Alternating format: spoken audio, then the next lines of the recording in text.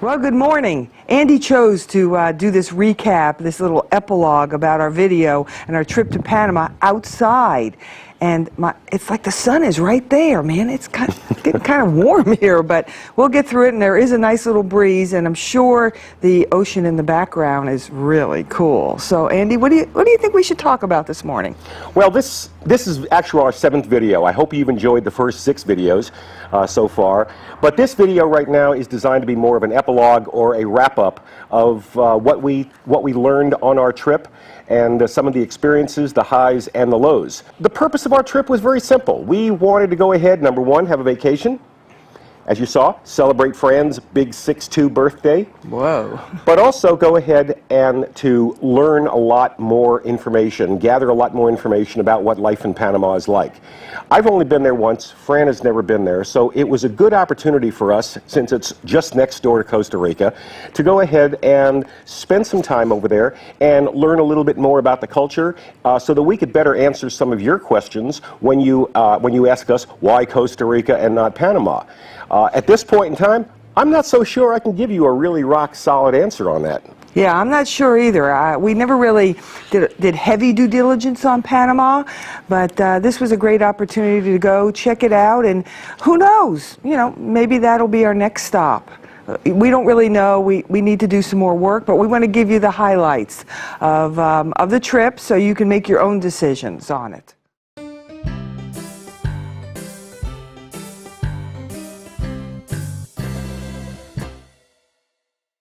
We found the people in Panama City not as friendly as the Ticos. Now, maybe because it was a city life, maybe you'll find that same thing when you go to San Jose, although we've been to San Jose and it's been pretty nice.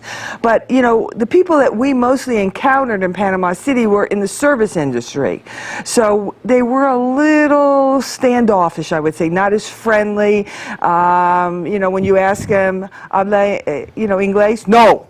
But then you hear them talk English later on. So I don't know if it was the industry that we were surrounding ourselves around, being a tourist, or what. But we didn't meet a lot of locals there, so I don't know if we can really say that they weren't as friendly.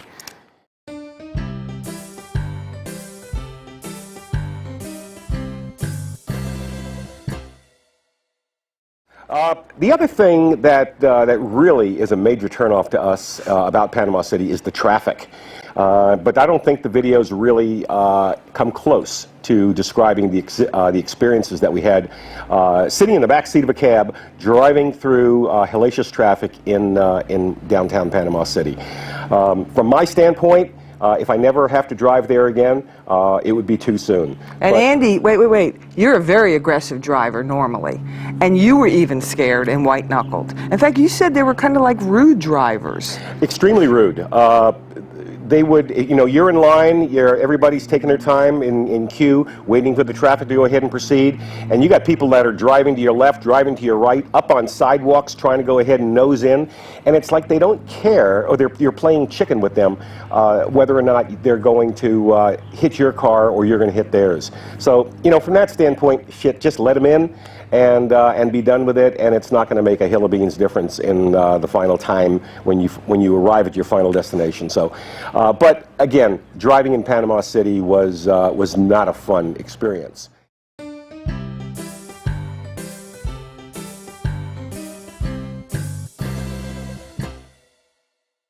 Frankly, I think in Panama we found many more good things than there were bad things.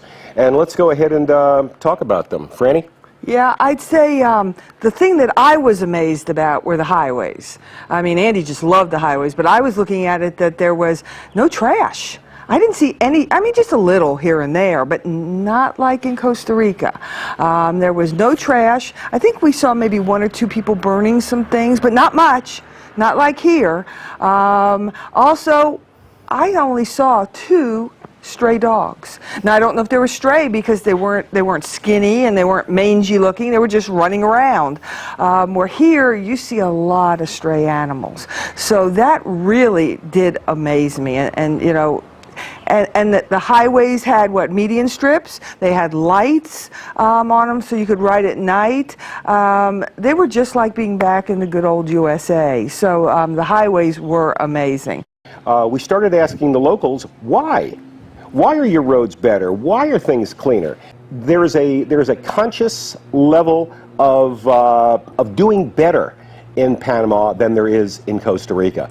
I'm not saying this to put down the Costa Rican people, but from a standpoint of cleanliness, we drive down roads in Costa Rica and it's nothing to see the car in front of you throwing shit out the windows, because they value the cleanliness of their car more than they do they value the cleanliness of the surrounding area. And that's just something they're going to learn through generations, I think. We hope. We hope. Where Panama's already there.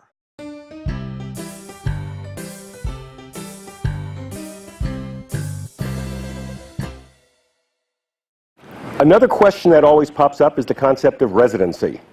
Now, keep in mind, we are not experts on Panamanian residency at this point in time. But what I can tell you is that we have spoken to quite a few people and found out that residency can be achieved in Panama within a very short period of time and at a lot less cost than it takes to achieve residency in Costa Rica. You can become a full permanent resident in Panama within 3 to 4 months. Panama has a way of green lighting you through this process in a much more expeditious way. Panama seems to want expat retirees here, whereas Costa Rica, hate to say it guys, Costa Rica makes it a lot more difficult to become residents in that country.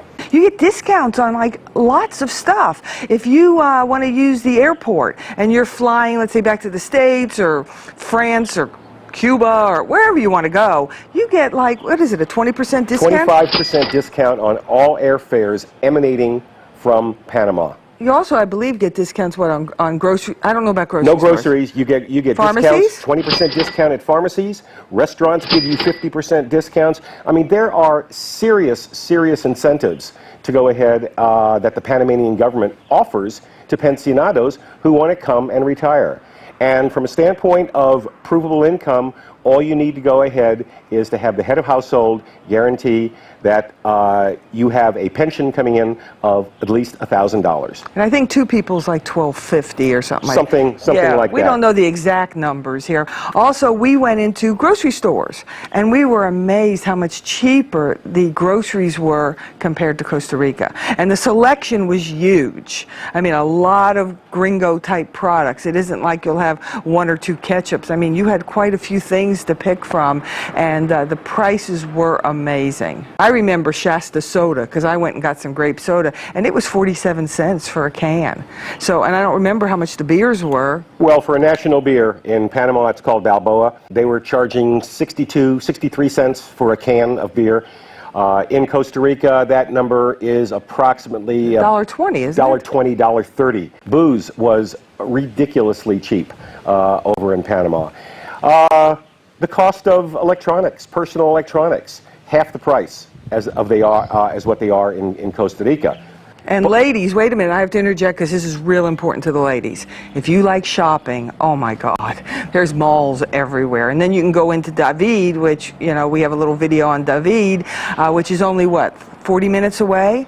From Boquete, yes. You've got malls, you've got Price Mart, I forgot all the other stores you had. We went into 2 department stores just in that area. So, I mean, one was just like a JCPenney's, and the quality of the stuff was U.S. quality, definitely. I mean, I judge everything by the towels, and the towels that I touched were amazing.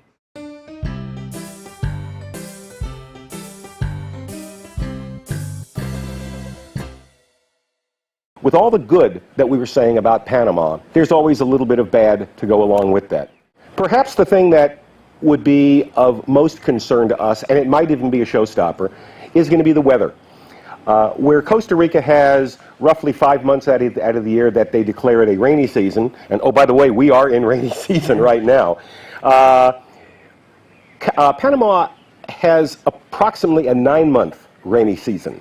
And admittedly, we're beach people. We're outdoor folks, and I'm not so sure that the weather patterns within Panama are going to coexist with the way we would like to experience our lives. We talked to quite a few people regarding the healthcare system, and just like Costa Rica, Panama too has its Caja, or its nationalized healthcare system. There are extensive lead times. The care can be somewhat sketchy.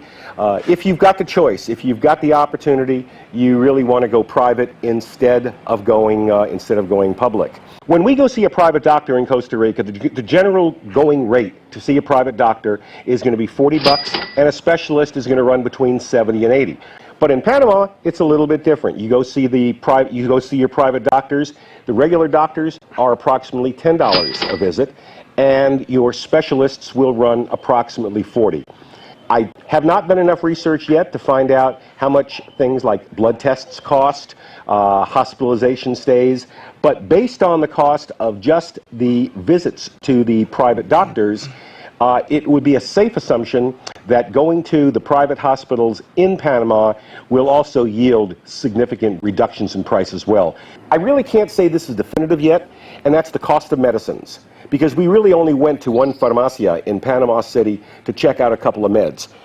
Fran, you were the one that negotiated or talked to the Yeah, I mean, Andy takes two drugs that we do not get through Caja. One is Plavix, which, you know, a lot of you take Plavix, and here it costs about $1 a pill, $1 a day, where in Panama it was $2. And then there was this other stomach pill that was also double. So, but the pharmacy was just like you were in Eckerd's or Walgreens back in the States.